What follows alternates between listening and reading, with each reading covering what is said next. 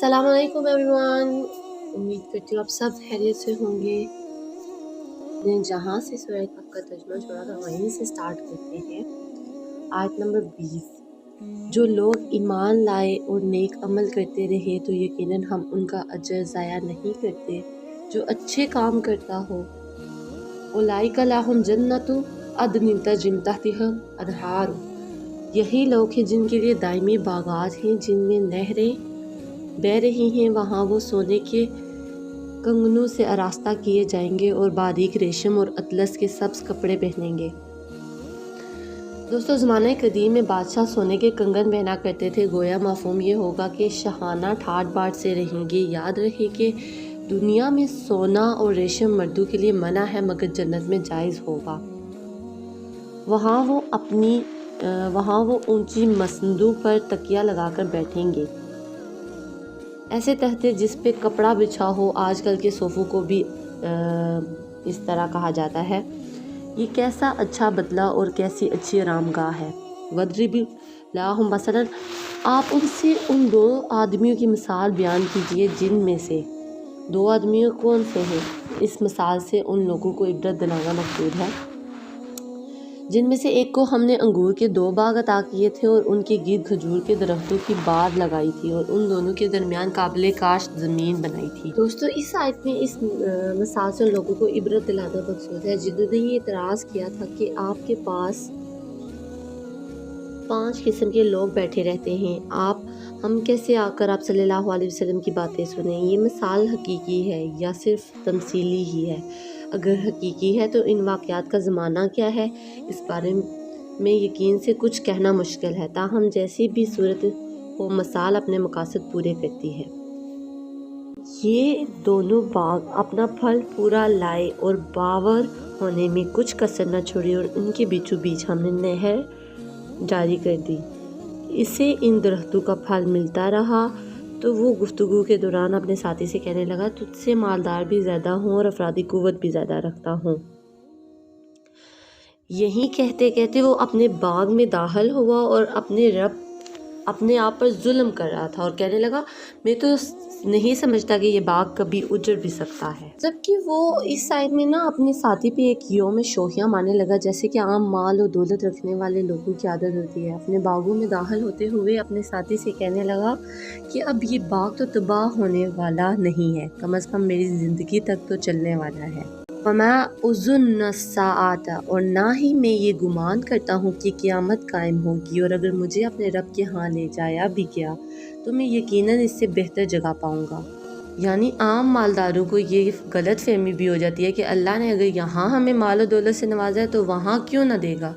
इस तरह के माल और दौलत से बड़े मुतकब्बर लोग हर ज़माने में मौजूद हैं। कई तो इस कदर बदतमीज़ होते हैं कि इस मिसाल की तरह सीधा सीधा कह देते हैं कि तुम्हारी हैसियत क्या है, हमारे पास तो इतना बैंक बैलेंस है, और कई की बातों में जितलाते रहते हैं और वो ये भूल जाते हैं कि ये आजमाइश है। इसी जैसे एक और दुनियादार का कौल अल्लाह ताला ने हम सजदा में नकल फरमाया है, मैं नहीं समझता कि कभी क़यामत भी आएगी और अगर मुझे अपने रब के पास जाना ही पड़ा तो वहाँ भी मेरे लिए भलाई ही होगी।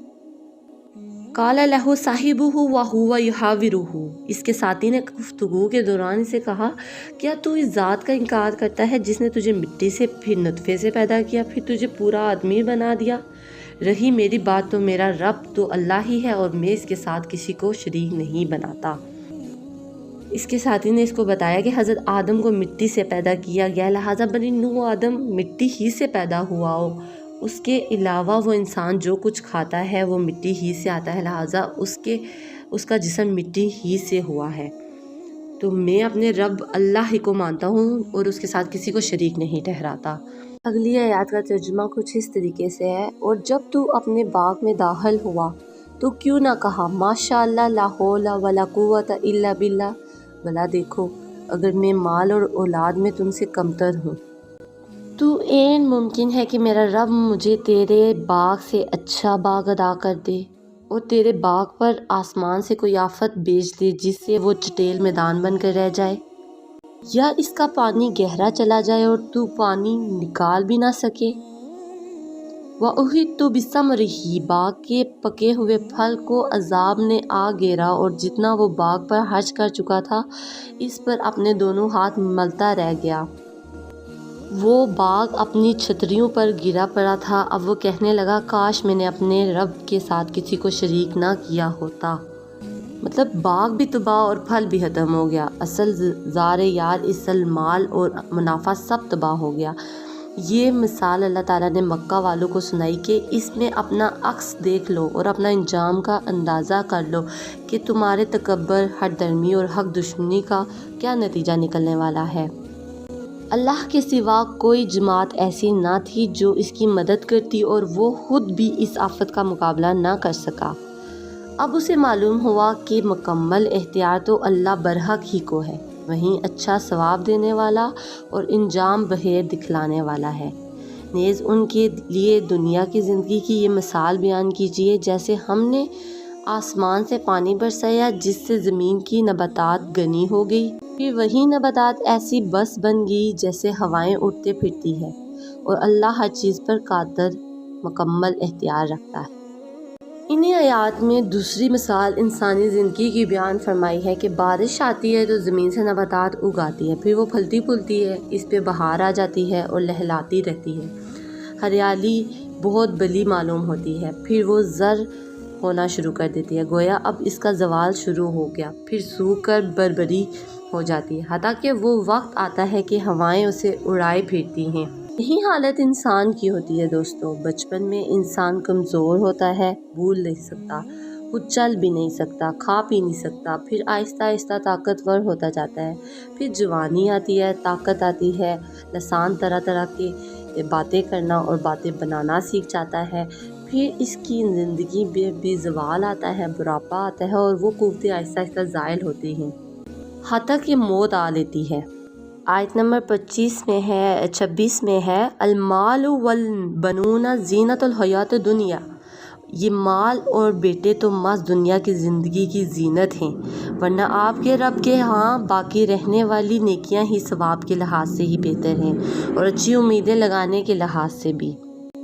माल और औलाद दुनिया की जीनत तो हैं, मगर उनकी तलब और मोहब्बत में हद से बढ़ जाना दुनिया और आखिरत की तबाही है।